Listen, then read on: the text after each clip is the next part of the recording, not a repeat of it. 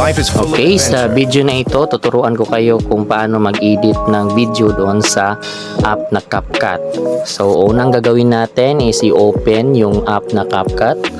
Tapos, piliin yung video na gagamitin at i-press ang add. Pagkatapos, pipili tayo ng cover. Tapos, pag napili mo na, so, i-click mo yung save.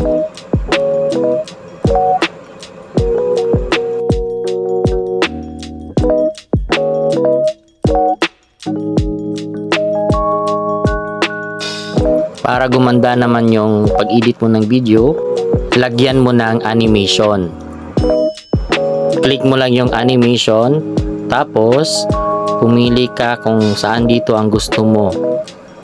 Pagkatapos, kung napili yung animation na gusto mo, i-click mo yung check.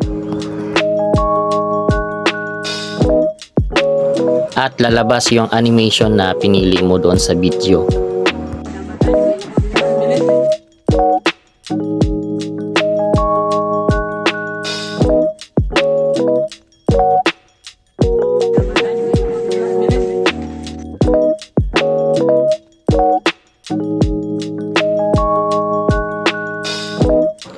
Kung gusto mo naman dagdagan yung animation ng video mo, kailangan mo munang split yung video mo kasi hindi ka makadagdag ng animation kung hindi mo ma-split.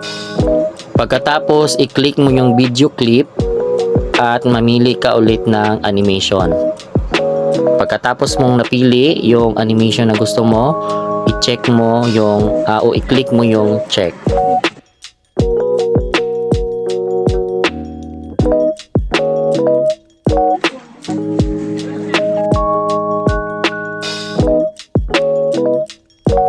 Ngayon, maglagay naman tayo ng background music.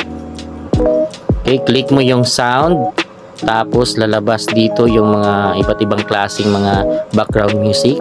Tapos mamili ka dito kung saan ang pwede mong gamitin na compatible doon sa gagawin mong video presentation.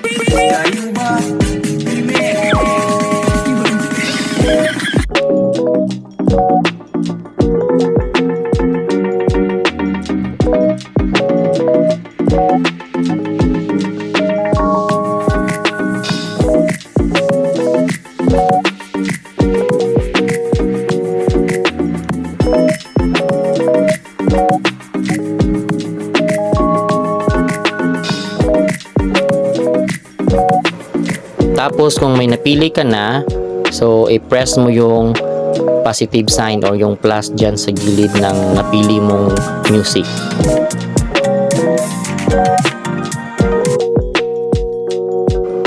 Kung sobra sa haba ng video mo ang music, pwede mo itong i-cut.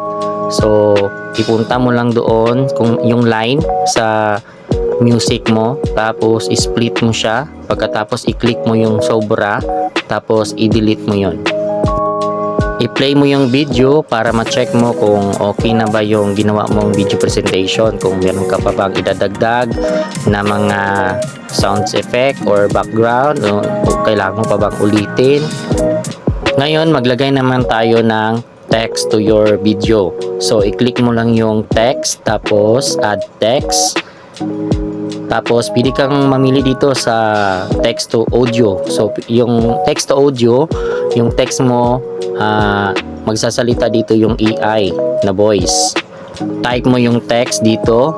Yung type ko dito is life is full of adventure. Carry it with grace. So, pagkatapos kung na-type yung text doon sa part ng kung saan ka mag-i-edit ng mga text mo, mamimili ka na ngayon ng voice ng AI kung sino yung boses na gusto mong magsalita doon sa text na na-type mo. Life is full of happy. Mamili ka lang ng option mo dito, pagkatapos mag-generate na yan siya ng AI voice.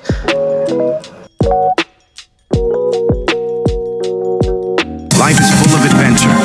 Carry it with grace.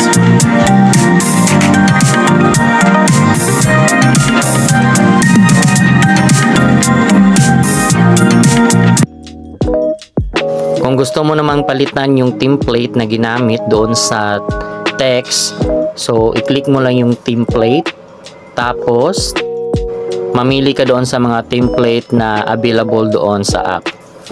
So ang napili ko itong parang video siya na type na template, para habang nagsasalita si AI parang gumagalaw rin yung mga text. Okay, tapos na ang pag-edit natin ng video. So tingnan natin kung okay na ba sa iyo, at tingnan mo kung meron ka pang gustong idagdag or meron kang gustong i-delete doon sa mga video na nagawa mo, or kung meron ka pang idadagdag na mga text. So pagkatapos niyan, i-play mo muna siya para makita mo kung satisfied ka na ba sa ginawa mo. Kung okay na, so i-click mo yung export. So habang nag-exporting yung video mo, huwag mong i-close yung app kasi maapektuhan yung pag-export niya. Pagkatapos niyan, ayan, i-click mo lang yung done. Pagkatapos naka-automatic save na yun siya sa gallery mo. Final output natin. Life is full of adventure. Carry it with grace. Maraming salamat. Paki-follow po ako para sa mga susunod pang mga video.